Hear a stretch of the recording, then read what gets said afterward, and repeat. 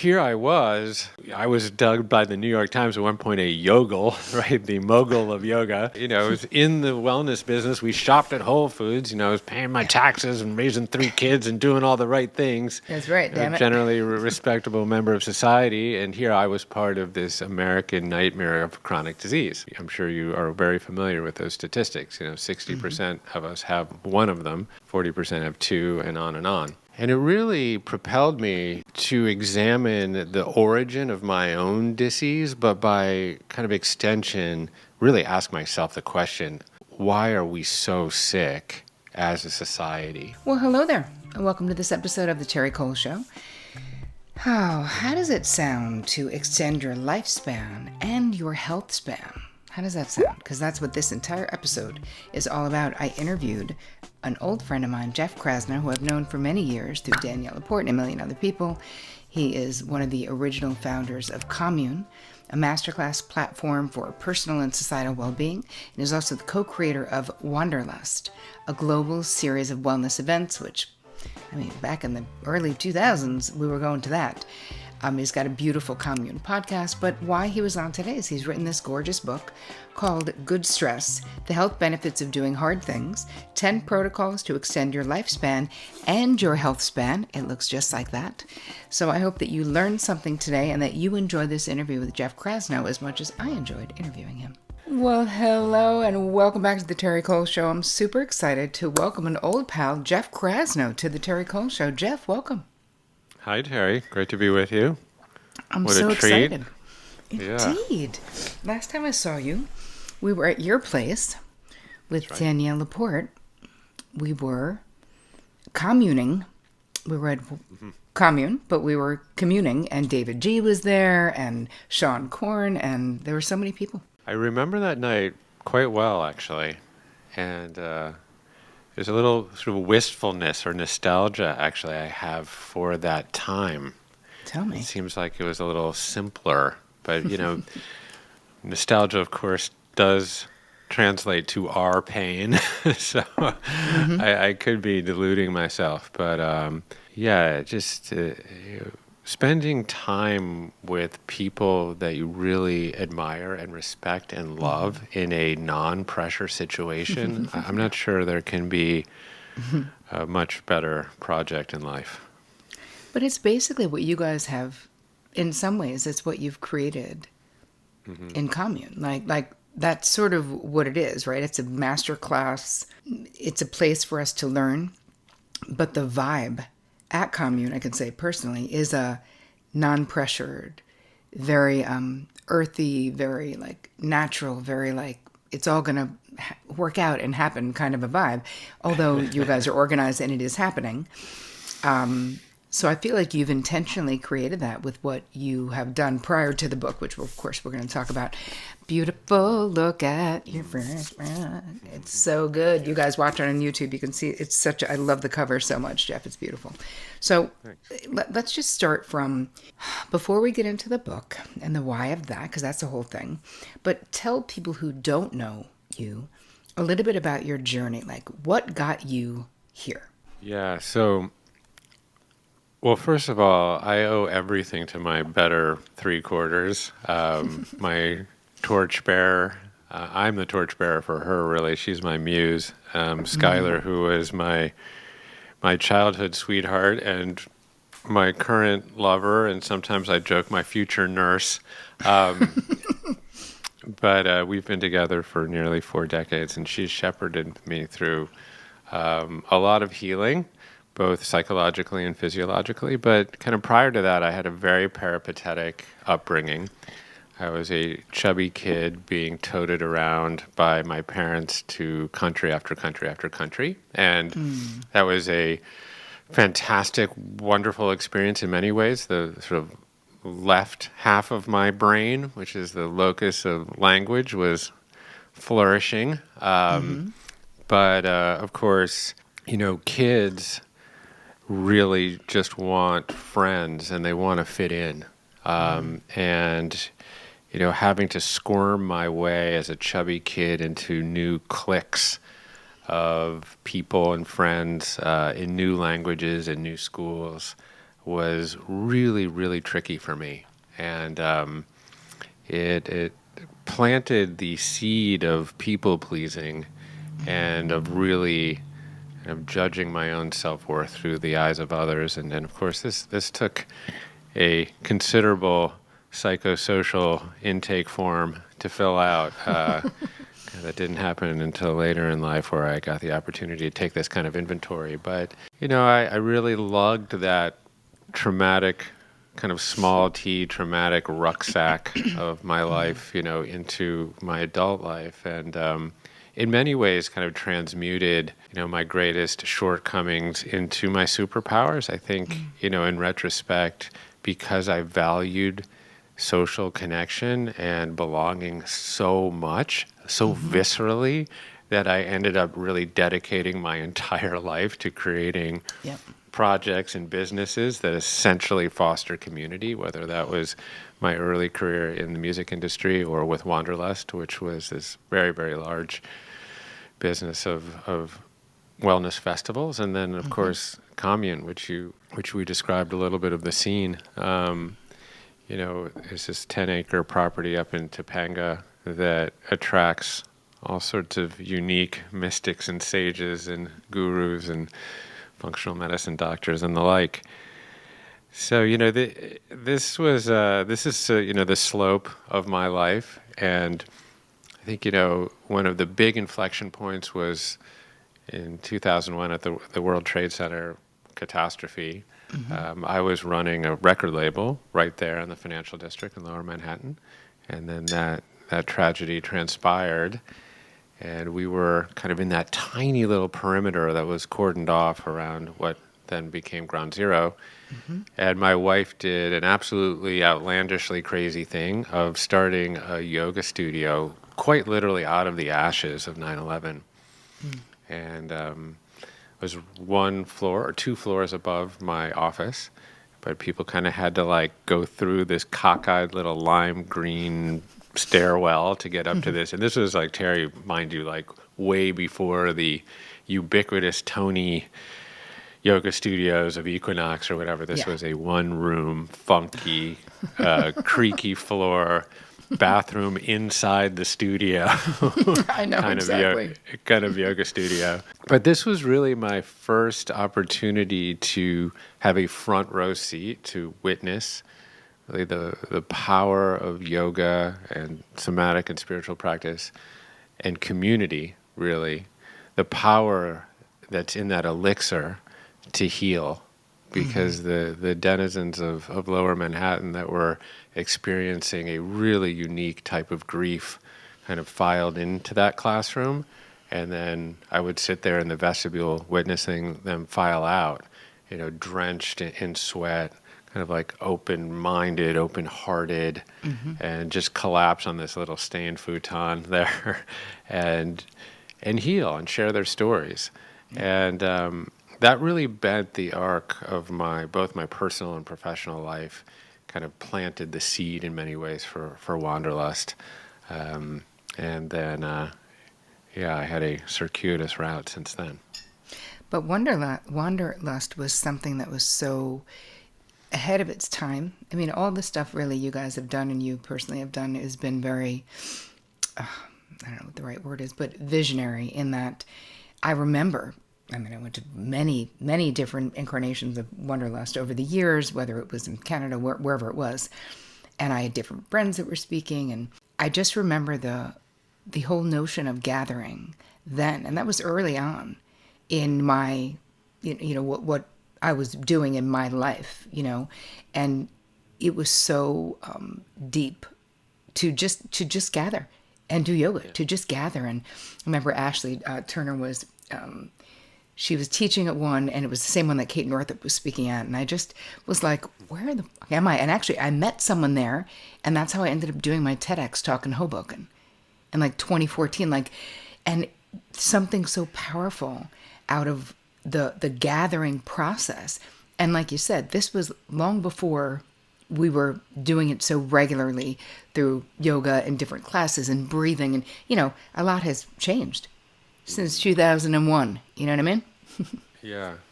Yeah, well, thanks for sharing that story. I will say those stories are so common, really, and they're actually what that fill me with a lot of joy. They're really gratifying because, Mm-hmm. when we used to sit in our little Brooklyn office and ideate for Wanderlust, it was like, okay, we're going to get Sean Corn, and we're going to get Danielle Laporte, and we're going to get Wayne Dyer, and we're going to get Marianne Williamson. We're going to put them Mm-hmm. all under this big tent, and, we're going to animate the sides of these mountains with, burlesque dancers and DJs and whatever. And we spent so much time, you know, engineering the programming and how people would move through space, et cetera. And then we would do surveys kind of post-event, and we would always expect, oh God, it was Michael Franti, that was the highlight, or, Right. whatever. And it was always community. Yeah. That was the answer that we got back time and time again. And the magic really happened, Terry, so often in the spaces.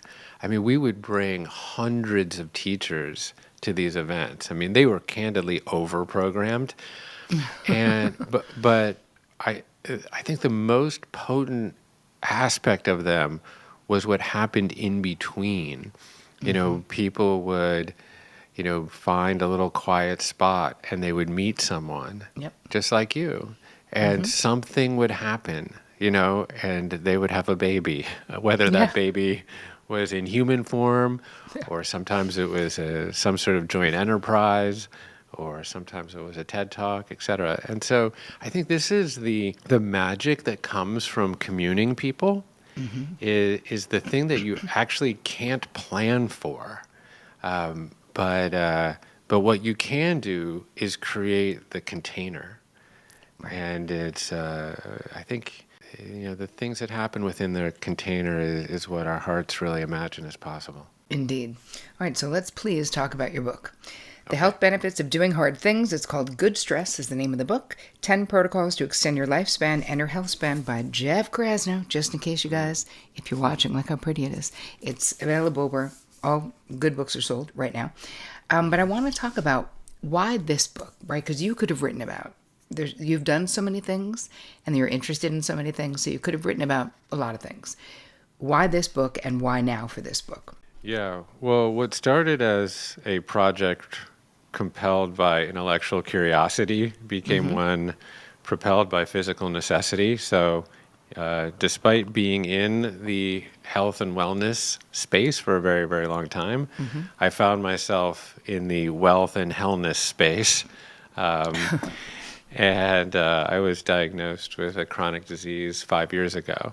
Now, leading up to that moment, I was experiencing this panoply of anodyne symptoms that we've essentially normalized in our society, but which are candidly, patently abnormal. So, and I think a lot of your listeners can probably relate to chronic fatigue, brain fog, some degree of insomnia, inability to concentrate. Hello, the kind of needless desire to check your phone every 30 seconds, some degree of irritability, and then for me there was a like pancake stack of insults to my personal vanity. On top of that, I was, carrying a lot of extra dad weight, little inner tube around the middle. I have three daughters, and they loved to point out my boobs of man, as they would call them, and I started to grow these like weird little brown protuberances, quite ghastly looking, in my armpits, and sometimes people you see they have them on the back of their necks, and I didn't know what those were, but I later found out after 400 interviews with different doctors that those were early presentations of diabetes or insulin resistance. And then eventually I put this little disc on my triceps, and those who are watching on YouTube can see it probably. And Yep. this is a continuous glucose monitor, which is a pretty good proxy for metabolic health. It bounces data to an app where you can essentially observe your glucose levels moment to moment. And lo and behold, I looked into that app, and my glucose levels, fasting glucose levels, were off the chart. They were like 125 to 130 milligrams per deciliter. That might not mean very much to anyone, but when I finally did go to my primary care physician, and men generally cancel those appointments. But when I finally went, I got a blood panel and I was diagnosed with diabetes. And so, here I was, I was dubbed by the New York Times at one point a yogle, right? The mogul of yoga. And, I was in the wellness business. We shopped at Whole Foods. I was paying my taxes and raising 3 kids and doing all the right things. That's right, damn it. Generally a respectable member of society. And here I was part of this American nightmare of chronic disease. And, I'm sure you are very familiar with those statistics. 60% of us have one of them, 40% have 2, and on and on. And I was right in the middle of that nightmare. And it really propelled me to examine the origin of my own disease, but by kind of extension, really ask myself the question, why are we so sick as a society? And that really then compelled me to, jump into the kind of N of 1 experiment of my own petri dish. I call that part of my journey sort of me search. There's a tremendous amount of that. Interview hundreds and hundreds and hundreds of doctors for the Commune podcast, and really study my own transformation with the zeal of a bookkeeper. And my thesis became this, that the overwhelming majority of chronic disease is the result of chronic ease, and that over the last 50 to 70 years in particular, but even going back to the Industrial Revolution, we've essentially engineered our society at every turn for convenience and comfort, often in the name of profit. And this really hijacks our biology. And as I looked at my own organism, I realized that my human condition, and by extension, sort of this epidemic of chronic disease, was not really a bug in the system. In fact, it was the normal and expected outcome of this Paleolithic genome that you and I share and all our listeners share, just simply trying to cope with the way that we live. And, Gabor Mate has this wonderful analogy that he takes from, high school biology class, right? You put a stem cell or a bacterial cell in a petri dish, right? And you fill that petri dish with, luscious carbon and nitrogen, and, you would expect for that cell to thrive and proliferate, right? If you fill that petri dish, that agar, with caustic, toxic compounds like alcohol and bleach, the normal expectation would be that cell would wither and die. Well, that biological medium in that petri dish is called a culture. And if you put humans in a loving culture filled with whole foods and organic foods and social services and love, and then the normal expectation would be that human would thrive. But if you put that human in a culture of environmental toxins, constant chronic bad stress, ultra-processed, nutrient-deficient food, then the normal expected outcome would be what we're seeing, which is this epidemic of chronic disease. So this is where I started, and then experienced a lot of kind of personal transformation from there. Amazing. And it's funny, you were so, everything happens for a reason to a degree, right? It's like you were so set up because you were already doing all these, it was like you were already, and you were already like ensconced in this world, and then you had your own thing that became a catalyst for more information and, why is this happening? And what is happening for other people? So let's talk about the difference between good stress and bad stress. Yeah, absolutely. Well, we have justifiably a very negative association with stress in modern culture, largely because it's chronic and in the wrong dosage. So, but if we really untangle stress at its origin, it's really quite adaptive. Terri goes out for a hike, she's on the trail, she runs into a rattlesnake. What happens, right? She has involuntary bottom-up response. Her heart rate and respiratory rate start to increase. The liver titrates just enough glucose out to send to the extremities because she wants to fight or flee. The aperture of her attention becomes very, very, very narrow. She becomes self-obsessed for very good reasons in this case.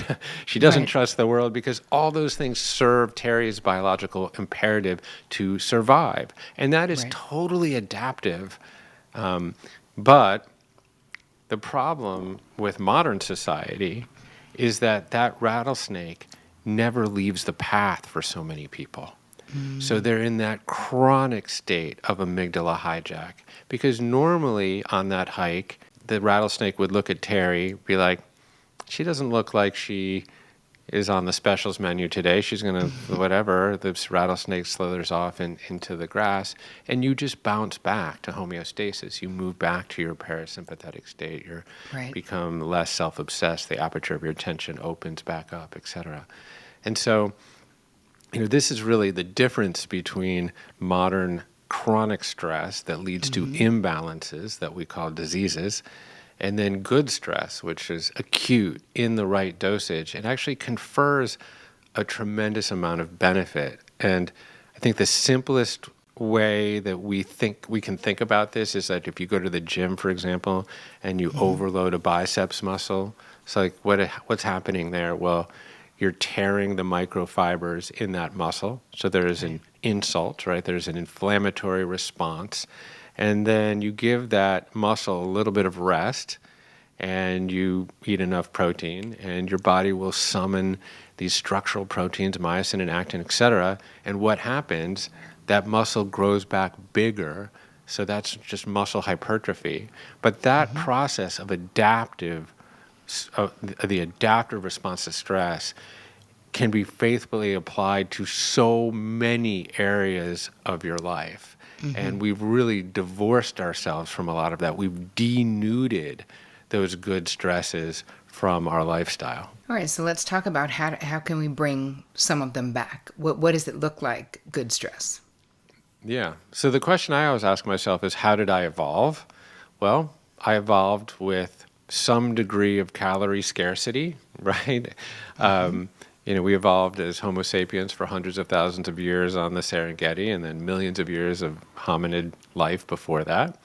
And we evolved in relationship to our environment, which often included some of these Paleolithic stressors like calorie scarcity. So it would be very normal and adaptive for Terry's loincloth to get a little tight around the middle, like in the late summer or early fall. She wouldn't be judged on Instagram. Like this was actually totally adaptive because we knew that winter's fallow that offered a paucity of calories was right around the corner. So abundance was actually balanced through a degree of dearth or of scarcity.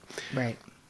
And not only did that calorie scarcity keep us lean, but as modern science has discovered, it also activated this pantry of longevity pathways, these kind of processes called autophagy, cleanup of senescent cells, and ketosis, and metabolic flexibility, and all these terms, So that is just one example of how we have evolved for a degree of stress. Now, of course, look at our lives now, and I don't want to discount the fact that there are some areas of the world that live with food scarcity now. But generally, what we're experiencing is a surfeit of shelf-stable, nutrient-deficient, ultra-processed calories. And we're just simply not evolved to live in relationship with them, particularly when we're so emotionally dysregulated.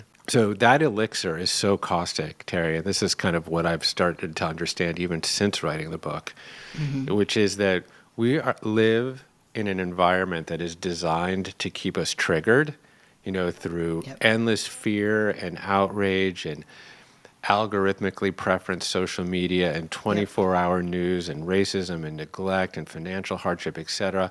All of that in combination with this endless availability of always calories that can address your feelings of discontent and your perceived deficiencies, that mixture together where we can eat our feelings at all times is leading to a lot of this chronic disease and obesity epidemic.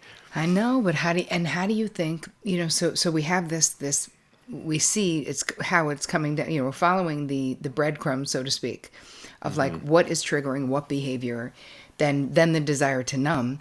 And now we have these GLP-1 things that you can keep this going, and then the GLP-1 is taking care of the obesity. Now, we don't know enough about it, I don't think, at this point, to know what are the long-term benefits or pitfalls of these drugs. Some of them have been around for a long time, but most have not, at least not specifically being used for weight loss. But what do you think about that? I think GLP-1s are interesting. I'm on a little bit of a wait and see path. I mean, there's part of me, of course, that has a knee-jerk reaction to GLP-1s. Is like, oh my God, another pharmaceutical quick fix that's just going to make Novo Nordisk rich, or, et cetera. And the collusion between these kind of insurance companies and the pharmaceutical companies in terms of how they're able to actually keep people on these drugs is very, very tricky to untangle. I've spent some time doing that. But, here we are. We're living in this society where 45% of Americans are obese. There's also a massive addiction problem in this country. There's a massive problems with mental health and depression. And it seems as though, GLP-1s certainly slow gastric emptying and seem to elicit, feelings of satiety, et cetera. But it also seems to blunt dopamine reception in the brain, which is interesting because what we're finding, at least in the initial data, is that it does seem to be fairly effective at treating addiction. Yes. And also getting people off of bliss point engineered foods. Yep. Now, okay, but what are the long-term impacts, et cetera? And go back to the original question, or the original lens through which I generally see wellness, is like, how did we evolve? Well, we didn't evolve with GLP-1 agonists that we took. We evolved with GLP-1 that we actually secreted in our bodies endogenously. So it's already there in the internal pharmacy of your human organism. And in 1900, when we had a 3% obesity rate, that was not because everyone was taking GLP-1s, Right. So I think we need to always ask ourselves, what is the root cause of our situation here, and then try to actually really address the matters from, through that lens. Now, GLP-1s and I don't write about GLP-1s at all, so, whatever. But I do think it's interesting.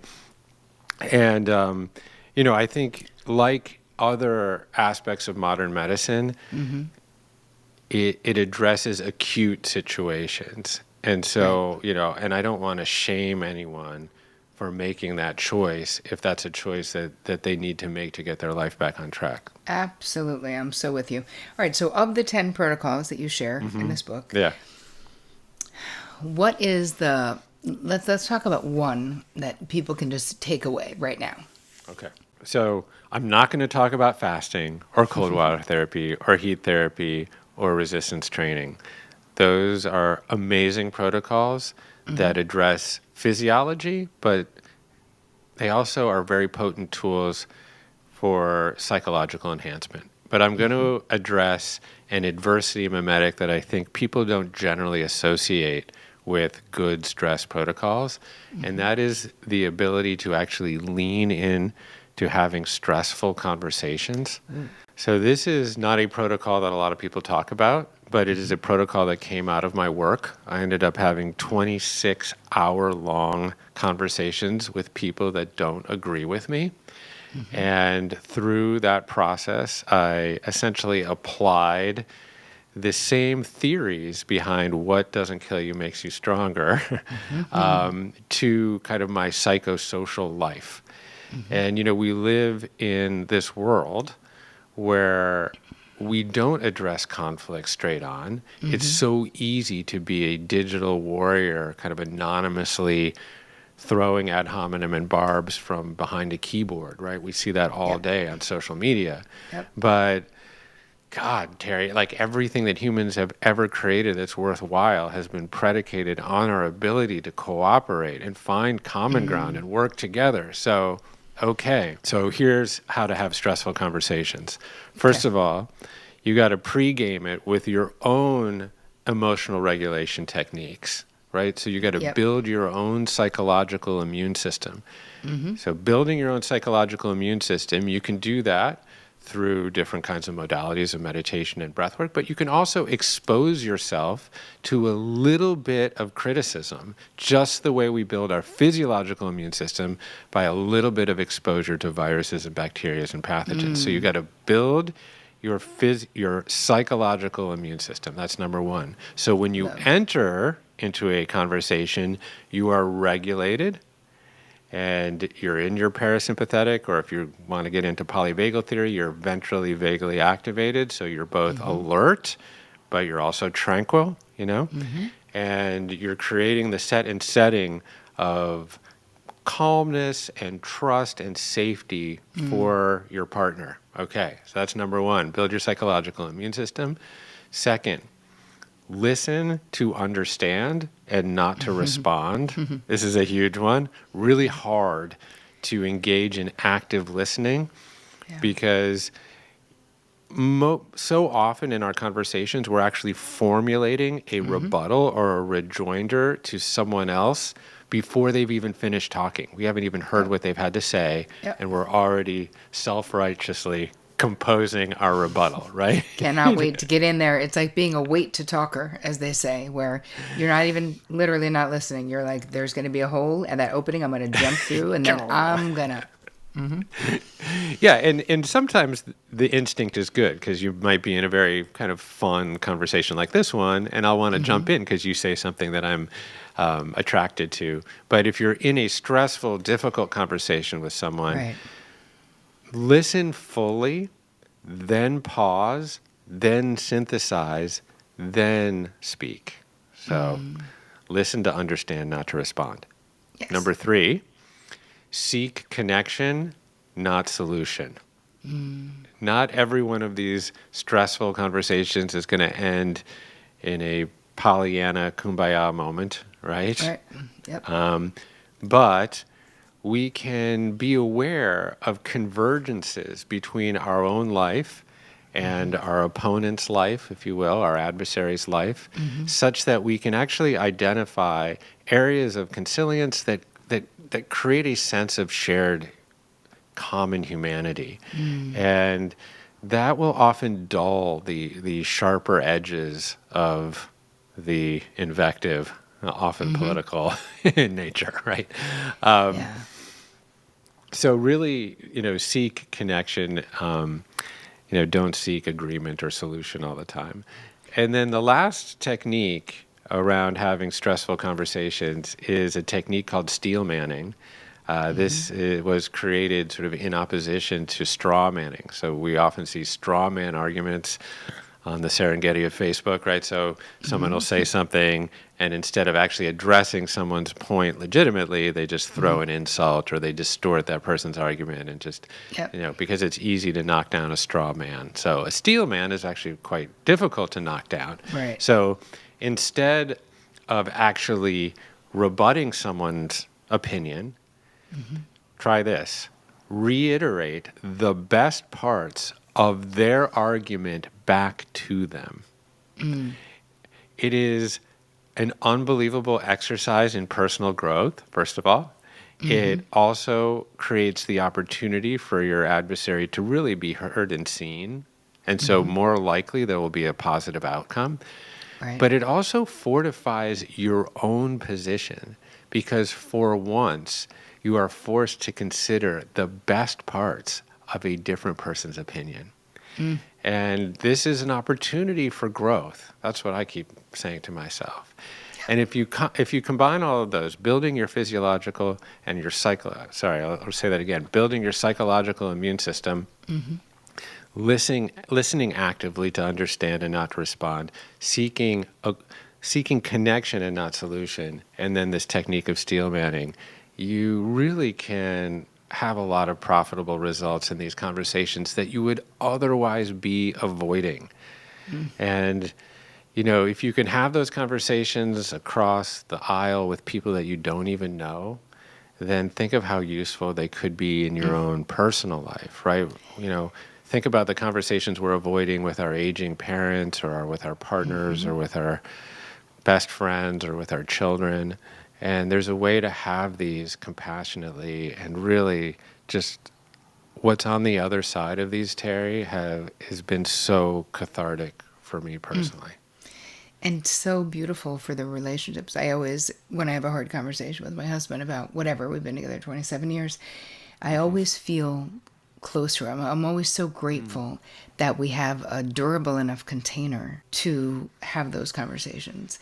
And I mean, we generally get along great, but sometimes you got to have them. And if you avoid them, the resentment is so corrosive That's right. to the relationship itself, even with the small stuff. So I love that so much. All right, I have one more question for you. Because I'm, thoroughly obsessed with boundaries still. So for you personally, what has been your most challenging boundary struggle, and how have you overcome it if you have? Well, the ultimate stressor that I am facing right now in my life might be actually categorized as humanity's ultimate stressor, which is the harsh reality of mortality. And I think in many ways, the target of the spiritual and self-examined life is a certain freedom from the fear of death. But of course, this, this struggle has plagued, our species, for time immemorial, because our species is really unique in this mortality awareness. And, it has led us to do the most crazy, madcap, outlandish things. We've created all of these Abrahamic myths about eternal life. If we subscribe to, some sexual regulatory manual, we're going to get to sing nursery rhymes about God forever. Or, we went out and killed all the megafauna of the world because, we wanted to protect ourselves. And then when we found out that Louis Pasteur said, well, it's not just the big things that can kill you, it's also the little things you can't see. So then we spent the last 170 years killing everything smaller than us, all the bacteria in our guts and in our soils, etc.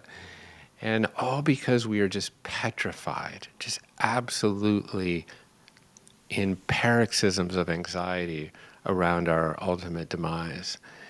And I'm really trying to come to terms with that, especially as my parents get quite old, and really reframe my relationship with death and with nature, etc.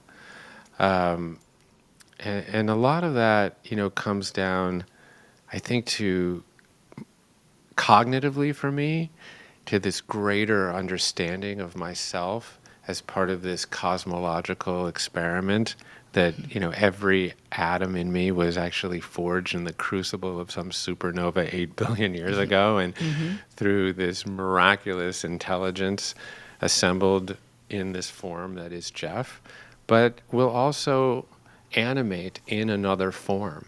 And, cognitively, I can get my head around that. But just like forgiveness, which starts in the head, but that has to migrate painfully and slowly to the heart, this kind of freedom from the fear of death is something that I can actually get my head around, but can I truly get my heart around it? Not yet, but I'm making some progress. It's so good, though. It's just the whole inquiry, Jeff. It's interesting. I've been talking quite a bit about death and dying myself, because one of my really close friends passed in January, and I knew she was diagnosed a year ago, January. So, and it was she'd been very sick for very long, and this was the kind of cancer that we knew was going to kill her. It was just a matter of time, And so I was like, I can't just. I mean, I've done lots of inquiry about death and dying even prior to this, but I wanted to be able to talk to her about death and dying, right? I didn't want it to be weird between us. Like, I knew I was going to be there till the fucking wheels fell off, you know? And it's like in the, I was just thinking about her, in the process, I interviewed a woman named hospice nurse Julie, and she wrote a book called Nothing to Fear. And I don't know, the inquiry itself, there's something very like soothing about this woman, and interviewing her and sharing the book with my friend and talking about my own fear of mortality. But it's a longer conversation, and I agree with you. Like, it's like there's something like intellectually I can understand it. I do understand it. And then we're just like earthbound hearts beating, and we love people, and we just we don't want to lose them. It's like I understood everything that happened with my friend dying, and I'm still mad that it was just my birthday and I didn't get my beautifully handwritten card from her that said love Linda Lou and David too. She always signed everything because she and her husband been married 59 years. Like, so the painful migration that you talk about with forgiveness, I think that can also be applied with this conversation about our own mortality. And even with, because I was doing work with Deepak Chopra 25 years ago about this, right? Like the essence of who we are. Is it eternal? Is it not? I mean, there's so many. We could talk another 2 hours on this. But what are your thoughts? Yeah, I have a dream, and I write about this a little bit in the book.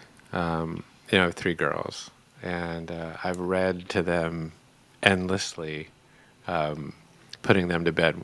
This was when their bedtime was before mine, right? And tons of Island of the Blue Dolphins and the Chronicles of Narnia and Witch of Blackbird Pond, all the classics, and then tons of fairy tales. And in these fairy tales, it'd always be like a scullery maid that would get 3 wishes, and I would always say to my youngest, "Oh, Micah, if you had 3 wishes, what would they be?" And we would talk about it, and snuggling up in bed. And then one night she turned the tables on me and she said, "Dad, what if you had a wish, what would it be?" Well, I was like, "Oh, God, I haven't thought about that. I mean, other than I wish you'd go to sleep right now." But I was like, "Give me a couple of days." And then, I cycled through my girls and I came back to Micah and I was like, I've got my wish now. And she's like, "Okay, Daddy, what is it?" And I said, "Well, I wish that a long time from now, I did the math. It's 2088 and I'm 118 years old. And your mom and I will be celebrating our 100th year together. How's that? That's pretty good, right? We've done 37 years so far, so it's not unfathomable." She's like, "Oh, I think you'll do it, Dad."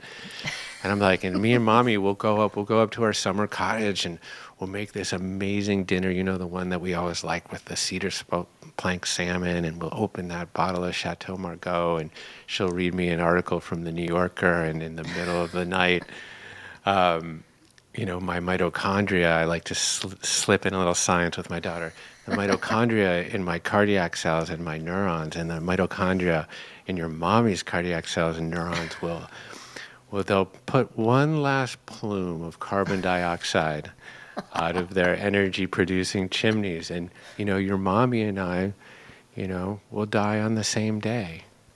How's that?" And because she's a child, she didn't find that even remotely morose or morbid. She just Right. gave me like a big hug, and she's like, "I hope your wish comes true." Oh my God, it's so cute. I can't. So this is my dream around my own mortality, and it does sound a little maudlin, but it's equally absurd that we have to experience this distension and morbidity in our society where, we spend the last 20 years limping through life on multiple chronic diseases and taking a cocktail of pharmaceutical drugs that just kind of mask symptoms and never really address cause. Yep. And the life that our life should be this slog of bedpans and dialysis and wheelchairs is just crazy. Right. And I think that we can thrive until in the end, and then just do the courteous thing and give back all of the luscious nitrogen and phosphorus and carbon and oxygen and hydrogen that we've extracted into this one little blink of an eye of a lifetime.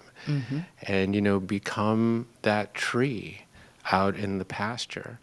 And then maybe my whole family will become a grove or a copse of trees someday. And I think that if we can really feel that here we are, the total sum of the entire universe experiencing itself as Terri, as Jeff, Right. as the listener right here and now. And that if we can see ourselves as part of this bigger natural experiment, on some level we know that we never die. And I think that that is the solace, that is the salve that can address some of this, the double-edged sword of consciousness, the beautiful, wonderful side that we get to be here and together, Terri, and use words as vessels for feelings and thoughts and emotions and share them with your audience. That's the wonderful side of consciousness. I love it. The other side is the mortality fear, and Yeah. I think we can do it. I love being with you. This was so fun. You guys, the book is Good Stress, The Health Benefits of Doing Hard Things, 10 Protocols to Extend Your Lifespan and Your Health Span, which is basically what this whole last part of this interview with Jeff Krasno has been.